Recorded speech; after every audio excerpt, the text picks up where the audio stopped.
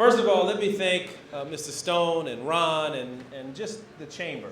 I want to thank you, not for inviting me, of course, but I just want to thank you for what it is that you have done.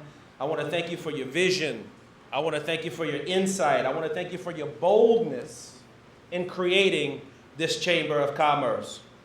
As I've mentioned to Ron and to Mr. Stone in the past, this organization was and is needed right now.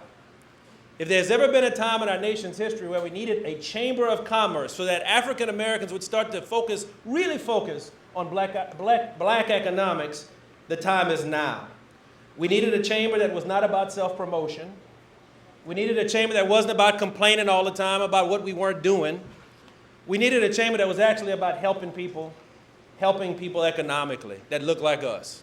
And I'm so happy to say, Mr. Stone and Mr. Busby, you guys have created that chamber, a chamber that we really, really needed, and I want to give them a round of applause, and all of you who have made this chamber work. But I am proud to be here tonight because today, in the United States Senate, with a vote of 61 to 39, I think, we passed the Small Business Jobs Bill that President Obama has been calling for time and time again. And if there was anything I wish we could have done better was that we could have passed the bill when we tried to pass it before the August recess. But there is a God, and today was the day that we were intended to pass this bill. And I wanted to come here tonight and to tell you a little bit about the bill, because when I came to the Congressional Black Caucus, when I was a state legislator in Louisiana and would come here every year, I came to have a good time, but I really came here to learn something too, because I wanted to take something back home with me. And I hope those of you who are visiting Washington, D.C. tonight, we're going to have a good time after this. I will party with the best of you. But I want to talk to you about the Small Business Jobs Bill briefly tonight, so I can tell you about some of the good things that are in the bill, so that I hope to encourage you to go back home when you go back and start looking into how this bill will affect you, how this bill will affect your community, and how the Chamber of Commerce can make this bill successful for African Americans. First of all, the bill had three components. The first component was a lending component, because we have heard from all of you, and I saw on the board tonight, access to capital is a huge issue facing all small businesses, but particularly small businesses that are owned by people of color. The president wanted a $30 billion lending fund in the bill, which could be leveraged by community banks, not the big banks, the community banks, into $300 billion for small businesses. That fund is in the bill. What I am going to ask the chamber to do, because I want to be very honest about these lending funds. Anytime we give banks money to lend to small businesses, I know, because I've been black all my life, that doesn't always mean that it gets to people who look like me. The president understands that. But the money is there, ladies and gentlemen. We have a responsibility, Ron and Aubrey, you have a responsibility to make sure that we identify those community banks who are good partners with people who look like us. And we've got to do what it takes to make sure that banks, when they do participate in this $30 billion, to leverage it to $300 billion, our community also gets some of that funding as well. And that's something the Chamber of Commerce can do right now to make sure that everybody gets to participate in this economic recovery. But I'm proud of that. I'm proud of the Small Business Lending Fund, and the president called for it, and I'm glad Congress has passed it. We also have increased the loan limits on microloans from $35,000 to $50,000. Many of you who are trying to start a small business, right now, currently the law is that a microloan, that first loan you need to get started, is $35,000. Well, $35,000 isn't what it used to be.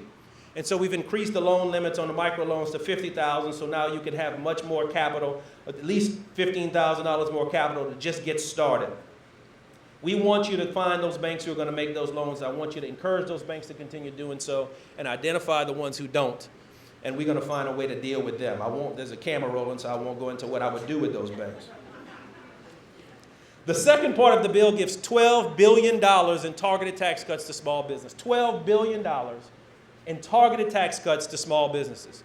Many of you who are self-employed, for instance, many of our African-American businesses are self-employed.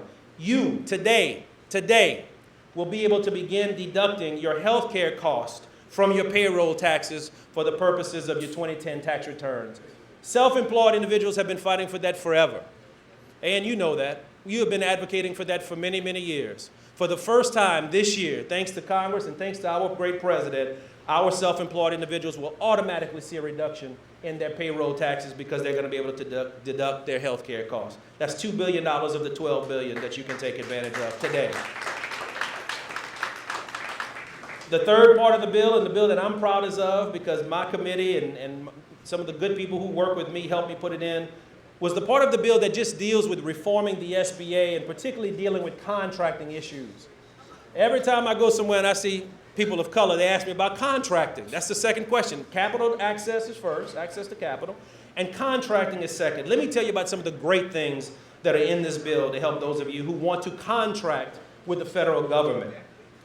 Our bill, once it is signed into law by President Obama, I hope as early as next week, will make it more difficult for the federal government to bundle contracts and to make them so large that small businesses cannot participate. The last administration that was here, and thank God they are gone, the last administration that was here talked small business, and did absolutely nothing for small business. Cut the SBA more than any other federal agency in the federal government. Cut their budget almost in half, Dr. Sargent. And so we have got to go back, and President Obama and Congress have got to go back and redo some things. Bundling became a big issue for those of you who contract. You know the federal government has used that as an excuse. The contract is too big, small business can't do that. Well, we're going to make it harder for them to do that. Those of you who have done well, and you've been contracting with the federal government, but then you start to do well, and the federal government says, but you're not small anymore. Because the size standards that the federal government has says you're not small anymore because you've actually been successful. Our bill, when it becomes law, will require the SBA to conduct a review and to update size standards for small businesses within the next 5 years. And they're going to start doing that now, and they'll have to get them all done in 5 years. Those of you who are accountants, those of you who have ever tried to do any kind of professional services with the federal government know that once you start to do well, they didn't say you're too big, and then you're competing with the Boeings and people who are really big. We're going to fix this and have fixed this in this bill. Finally, our bill is going to reestablish a level playing field for those of you who may be certified in the 8A program. Those programs which are competitive programs, but are set-aside programs for people of color. There was a federal decision that came out a couple of years ago that said the 8A program was basically lesser of a preference program than another program. In this bill, we bring parity to all of the contracting programs so that the federal agencies will go ahead and contract with people of color and will follow the law.